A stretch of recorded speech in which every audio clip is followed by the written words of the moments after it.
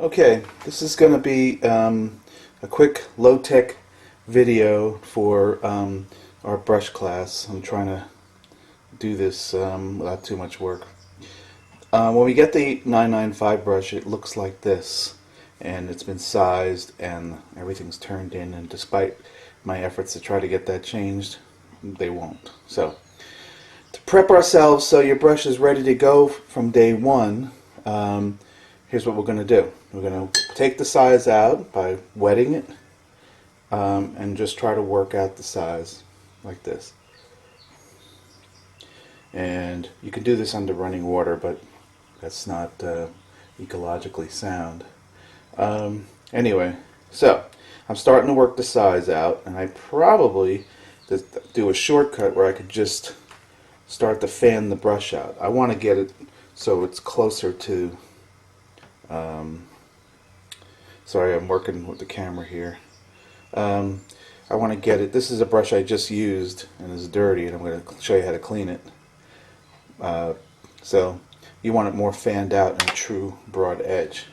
So to get this one back to that, so we'll get their sizing out, and then, which I've pretty much done.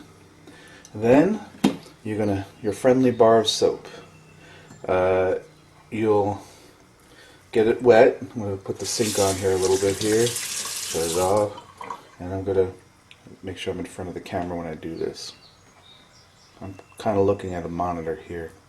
So what I'm doing is, at a very low angle, I'm just starting to work that soap into the hairs like that. Put the soap down, and then this is the way I clean a brush. A low angle, meaning low angle like not bent up like this.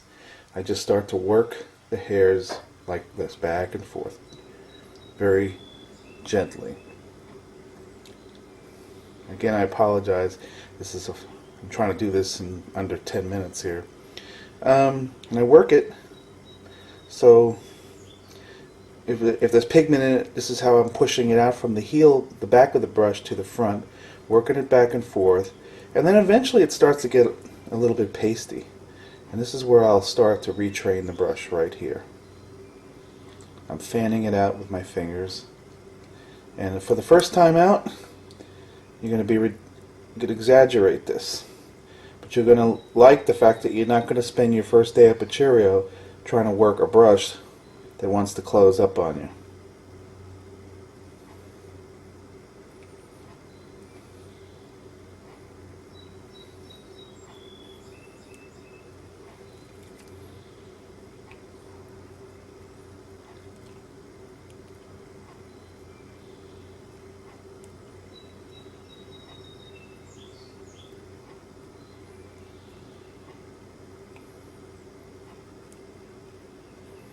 Anybody that's had a brush class with me before knows about this already.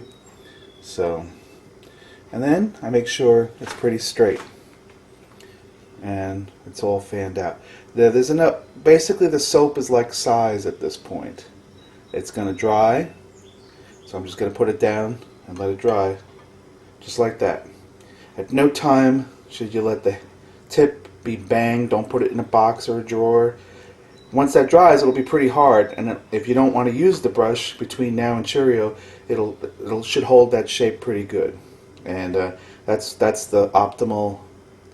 I'm looking at the monitor upside down. That's why it's moving around like this. Anyway, that's what we're looking for. Regular ivory soap is fine. You don't have to go out and buy any special soap cleaners. Now here's a dirty brush. I'll show you how to clean it. Same thing. Taking it into the soap and working the pigment out. It's very slowly, and waving it a little bit back and forth, and then put that down and mashing it at a low angle into my palm of my hand. It's a soft surface, and working it back and forth like this. And then what I do is I'll take it in the water, dunk it, and squeeze to get the pigment out. Basically, you do this until there's very little pigment coming out anymore, and then just so we can wrap this up. When you have hit that point, and I'm not there yet, I just sort of give it a quick rinse under the sink, and with a little trace, and once the brush is trained, I don't have to put as much of that soap in there, and then I fan it out again. The natural inclination for these brushes is to collapse in like this, and it's going to be hard to maintain a consistent stroke system when the hairs don't stay fanned out, which is what we're going to be doing while we're paleting, and we'll be working on that. Anyway, I hope that was helpful. That way we can start day one at Cheerio. See, look at that, with a brush that's trained, and that's it.